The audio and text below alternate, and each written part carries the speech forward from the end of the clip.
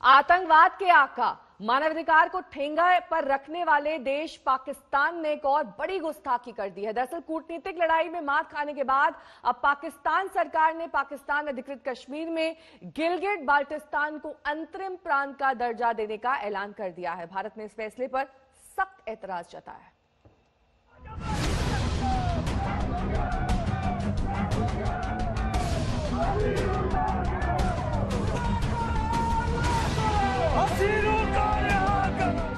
गिलगित बाल्टिस्तान इलाके में पाकिस्तान सरकार के विरोध की ऐसी तस्वीरें आए दिन सामने आती रहती हैं। पाक सरकार के जुल्म सितम से परेशान आम नागरिक और कारोबारी इस तरह सड़कों पर उतरने के आदी हो गए हैं।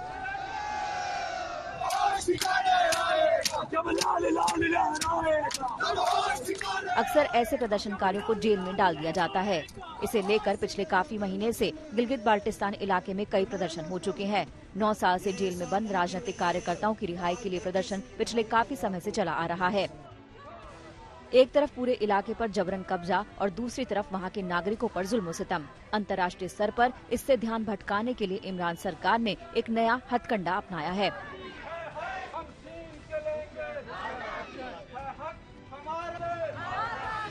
रविवार को प्रधानमंत्री इमरान खान ने गिलगित बाल्टिस्तान को अंतरिम प्रांत का दर्जा देने का ऐलान किया। ये ऐलान पाकिस्तान के पीएम इमरान खान ने गिलगित की एक चुनावी रैली में किया।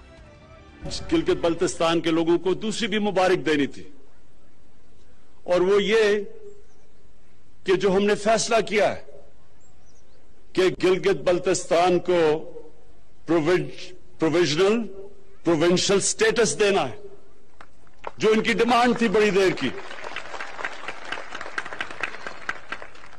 और ये यूएन सिक्योरिटी काउंसिल्स की रेजोल्यूशन के बीच में रखते हुए हमने फैसला किया है। वो सिक्योरिटी काउंसिल की जो रेजोल्यूशंस हैं उसके बीच में हमने फैसला किया है। लेकिन मुझे पता है कि यहां के नौजवानों की बहुत देर की डिमांड थी, तो मैं आज उसकी भी मुबारक देता हूं।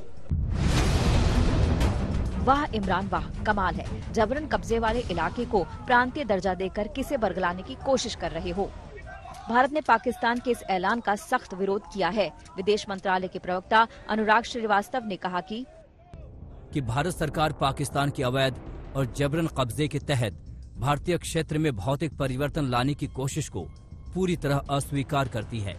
विदेश मंत्रालय की तरफ से जारी बयान में कहा गया है कि 1947 में हुए वैध विलय के बाद जम्मू कश्मीर और लद्दाख के साथ गिलगित बल्तिस्तान भी भारत का अभिन्न हिस्सा है।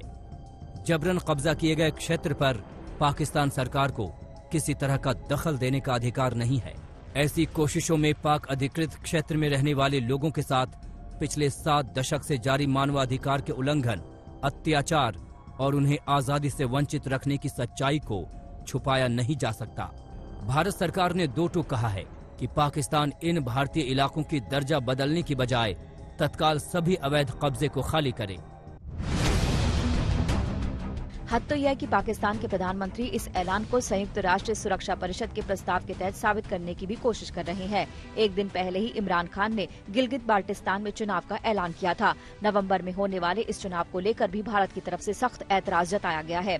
दरअसल पाकिस्तान के कब्जे वाले कश्मीर में इमरान सरकार के खिलाफ लगातार विरोध की आवाजें उठती रही हैं। वहां पाकिस्तान के खिलाफ ही रैलियां निकाली जा रही हैं।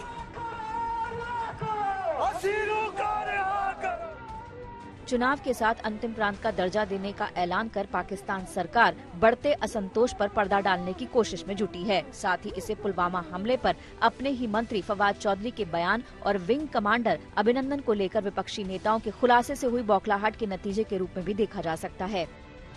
आज तक ब्यूरो। पाकिस्तान आतंक को पालने वाला देश है। दरअसल कल जम्मू कश्मीर में पुलिस और सीआरपीएफ ने उसके पालतू एक और आतंकी को मार गिराया। कुलगाम में 3 बीजेपी नेताओं की हत्या के mastermind Hizbul chief doctor Saifullah को कल एक साझा ऑपरेशन में ढेर कर दिया गया।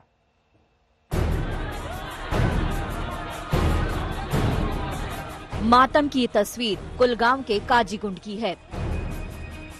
आतंकी हमले में मारे गए बीजेपी के उन 3 कार्यकर्ताओं के ये परिजन हैं।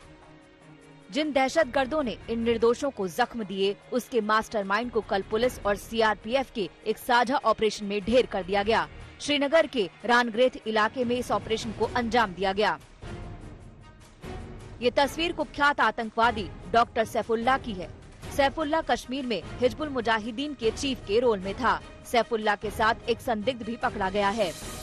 पुलिस के लिए बहुत बड़ी कामयाबी है। एचएम का चीफ मारा जाना छोटी बात नहीं है। नहीं, जिंदा को मिलिटेंट ने पकड़ा गया, एक सस्पेक्ट पकड़ा गया जिसको पूछताछ हम कर रहे हैं उसको।